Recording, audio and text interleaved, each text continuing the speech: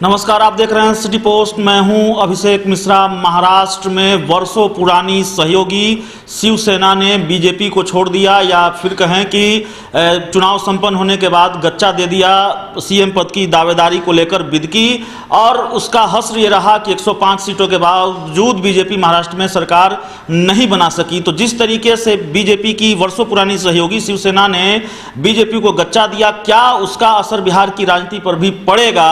ये सवाल इसलिए भी है क्योंकि बात महाराष्ट्र तक सीमित नहीं है। झारखंड में लोजपा और जेडीयू चुनाव लड़ रही है बीजेपी के खिलाफ, दिल्ली में लोजपा और जेडीयू चुनाव लड़ रही है बीजेपी के खिलाफ, और बिहार में लोजपा और जेडीयू बीजेपी के साथ मिलकर सरकार चला रही है। इसलिए यह सवाल बड़ा वाजिब हो जाता है और बेहद बड़ा हो जाता है कि क्या वाकई जो कुछ भी हो रहा है झारखंड में, महाराष्ट्र में और दिल्ली में, उसका असर बिहार की सियासत पर पड़ेगा। तो इसको समझने के लिए हमारे साथ हमारे वरिष्ठ सहयोगी श्रीकांत प्रत्यूष हैं। सर, क्या हो रहा है, इसका असर बिहार की राजनीति पर पड़ता देख रहे हैं क्या? देखिए, आपने कहा कि शिवसेना ने बीजेपी को छोड़ दिया, शिवसेना ने बीजेपी को छोड़ दिया या बीजेपी ने शिवसेना को छोड़ दिया। दोनों का मतलब आप सोच रहे होंगे एक ही है, लेकिन एक नहीं है। दरअसल शिवसेना ने मुख्यमंत्री की कुर्सी को लेकर के बीजेपी को छोड़ा है। यानी शिवसेना ने ये दिखाने की कोशिश की है कि अब बीजेपी के हिसाब से शिवसेना नहीं चलेगी, और बीजेपी ने शिवसेना को छोड़कर, यानी सरकार बना सकती थी बीजेपी शिवसेना को मनाकर, लेकिन नहीं मनाया, छोड़ दिया, जाइए। तो बहुत बड़ा संदेश दिया है कि अब बीजेपी पहले वाली बीजेपी नहीं है जो हाथ पैर जोड़ करके सबको मनाएगी, बार्गेनिंग और ब्लैकमेलिंग नहीं चलेगी। हाँ, अब बीजेपी एक रणनीति के तहत काम करेगी, और उस रणनीति पर जो खरा उतरेगा, जो फिट बैठेगा, उसी का साथ देगी या उसी के साथ रहेगी। तो शिवसेना को अगर छोड़ दिया है बीजेपी ने, 30 साल पुराना रिश्ता तोड़ दिया है, तो इसका असर बिहार और झारखंड, पूरे देश की राजनीति पे पड़ेगा।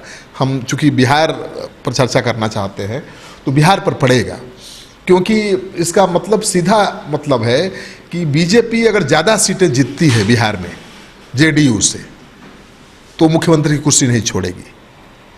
बिल्कुल, ये संकेत मिल रहा है, क्योंकि आप देख रहे हैं कि लगातार बीजेपी के नेता, भले बीजेपी के केंद्रीय नेतृत्व कह रहा है कि नीतीश कुमार चेहरा होंगे, उनके नेतृत्व में चुनाव लड़ा जाएगा, दूसरी तरफ उनकी पार्टी के 4 नेता मोर्चा खोले हुए नीतीश कुमार के खिलाफ।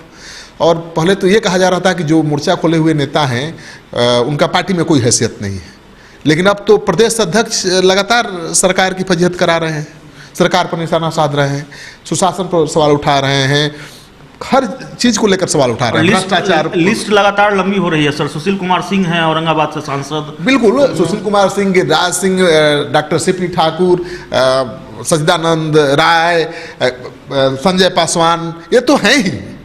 लेकिन अब सुशील सिंह भी जो सांसद हैं उन्होंने भी उठा दिया है।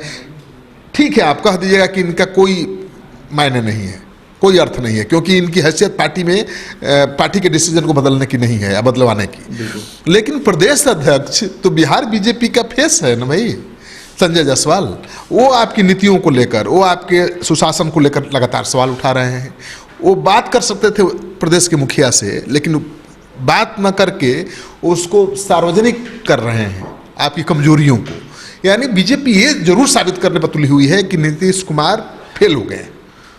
अब उनका सुशासन, उनका जो स्वच्छ प्रशासन जो का यूएसपी है, वो अब नहीं रहा।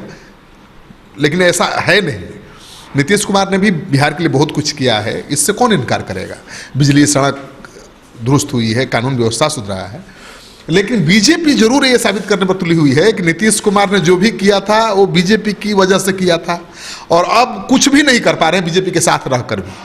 तो बदलाव जरूरी है, बीजेपी ये संदेश देना चाहती है। सर, आप ये कह रहे हैं कि बीजेपी के नेता लगातार हमलावर हैं, और बीजेपी की ज़्यादा सीटें आई तो बीजेपी सीएम की कुर्सी नहीं छोड़ेगी। क्या इसकी वजह यह भी होगी तब जब, अगर ऐसी परिस्थिति बनती है, जिस तरीके से बीजेपी के कई कद्दावर नेता हमलावर हैं, तो कहीं ना कहीं बीजेपी के शीर्ष नेतृत्व पर भी ये प्रेशर है कि टकराव की स्थिति उत्पन्न हो जाएगी। अगर ऐसी स्थिति आई, बीजेपी की सीटें ज़्यादा हुई, तो वो अगर सीएम की कुर्सी नीतीश कुमार को दे देती है तो बीजेपी के अंदर खाने बड़ा टकराव होगा। जब नहीं, देखिए, हाँ बिल्कुल, देखिए है क्या कि जो बीजेपी के बड़े नेता हैं, जो नाम बताने, नाम गुप्त रखने की शर्त पर बात करते हैं और बहुत अहम जानकारियां देते हैं, उनका तो ये कहना है कि केंद्रीय नेतृत्व मन बना चुका है कि हाँ अकेले चुनाव लड़ना है, या जो बिहार के छोटे दल हैं रामविलास पासवान की पार्टी है, हम पार्टी है, मुकेश सहनी की पार्टी है, ऐसी पार्टियों को लेकर चुनाव में उतरना है, बड़ी पार्टियों को छोड़ देना है, ठीक है। लेकिन बिहार बीजेपी के नेता इसके लिए तैयार नहीं है। उनका अभी मानना है कि नीतीश कुमार एनडीए की सरकार बनाने के लिए बेहद जरूरी है, उनके बिना सरकार बिहार में नहीं बनेगी।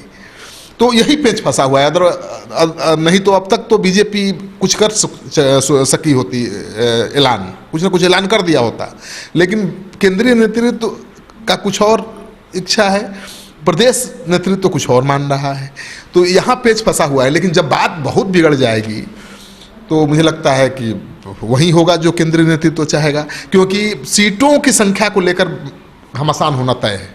बीजेपी से जेडीयू हमेशा ज़्यादा सीटों पर चुनाव लड़ता रहा है, बड़े भाई की भूमिका में रहा है, लेकिन लोकसभा चुनाव में बीजेपी ने 2 सीट जिसके पास था, यानी जेडीयू के पास लोकसभा की, उसको 16 सीट दे दिया, ये दिखाने के लिए कि हम बराबरी में भरोसा करते हैं, आपको भी बराबर का हक देते हैं। और बीजेपी उसी को आधार बनाकर ये मांग करने लगी है कि भाई अब कोई छोटा भाई बड़ा भाई नहीं रहा, अब सब हम लोग बराबर हैं, और बराबर सीटों पर जिस तरह से लोकसभा चुनाव लड़े वैसे ही विधानसभा भी लड़ेगी जेडीयू। सर आपको क्या लगता है? देखिए, बीजेपी ने क्यों, जिसके 22 विधायक थे, उसने क्यों एक्सेप्ट किया 16 सीट पर लड़ने के लिए? केवल यही संदेश देने के लिए कि नीतीश कुमार कहेंगे कि मेरे 80 विधायक हैं और इतने सीटों पर हम लड़े थे, आपके साथ थे तो आपसे 30-40 सीटों पर ज़्यादा पर लड़े थे, उतना सीट पर मेरा दावा बनता है। लेकिन बीजेपी कहेगी कि जब आपके पास केवल 2 सांसद थे, 2 ही सीट जीते थे, तब भी हम आपको 16 दे दिया, मैंने आधा दे दिया, 17 सीट दे दिया। तो वो सब फार्मूला नहीं चलेगा, नया फार्मूला है कि भाई बराबर लोजपा को देकर जो बचे वो बराबर, बिल्कुल। तो लोजपा को और बाकी जो छोटे बड़े दल आएंगे उनके लिए 40-50 सीटें छोड़ के बीजेपी आधा बांटना चाहेगी जेडीयू के साथ, और बीजेपी के कार्यकर्ता और नेता चाहेंगे कि जेडीयू हारे ज़्यादा सीटों पर, यानी बीजेपी से कम सीट आए।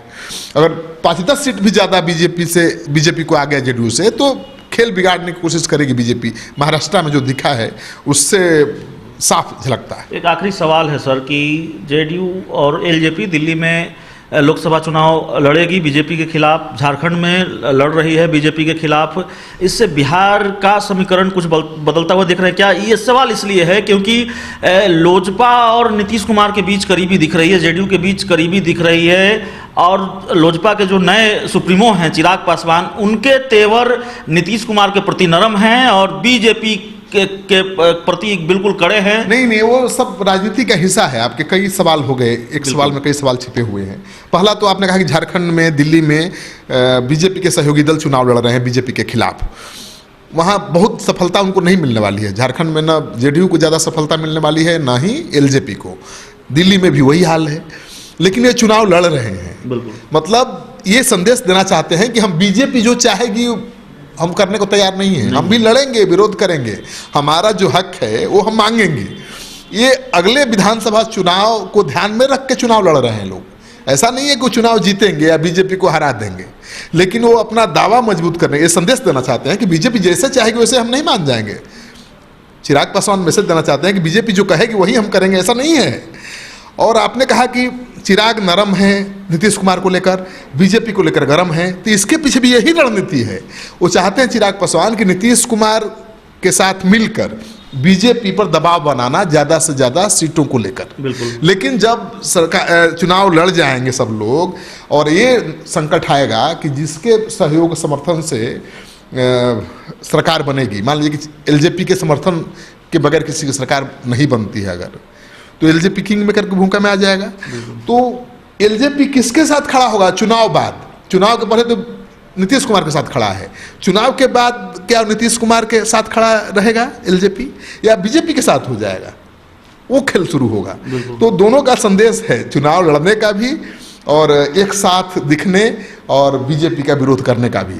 चिराग पासवान बीजेपी का विरोध थोड़े कर रहे हैं, बीजेपी पर दबाव बनाने की रणनीति के तहत वो नीतीश कुमार के साथ खड़े होने का संदेश दे रहे हैं। वो देखिए क्या कितना बीजेपी झुकती है। तो जिस तरीके से महाराष्ट्र की सियासत में जो घटनाक्रम हुआ है, जिस तरीके से झारखंड में जेडीयू बीजेपी अलग लड़ रही है, दिल्ली में माफ कीजिएगा जेडीयू बीजेपी अलग लड़ रही है, और जिस तरीके से दिल्ली में जेडीयू बीजेपी के खिलाफ चुनाव लड़ेगी, लोजपा बीजेपी के खिलाफ चुनाव लड़ेगी, तो इस लड़ाई के अपने मायने हैं। बिहार की सियासत के लिहाज से ये लड़ाई महत्व रखती है और जाहिर तौर पर बिहार की राजनीति पर इसका असर होगा। हमारे वरिष्ठ सहयोगी श्रीकांत प्रत्युष ने समझाने की कोशिश की है उस असर को। अगर ये डिबेट अच्छा लगे, ये खबर अच्छी लगे, तो इसे अपने दोस्तों के साथ शेयर करें, हमारे यूट्यूब चैनल को सब्सक्राइब करें, बेल आइकन जरूर दबा दें ताकि हमारी खबरें सबसे पहले आप तक पहुंचे। प्यार, समर्थन और सहयोग के लिए बहुत बहुत धन्यवाद।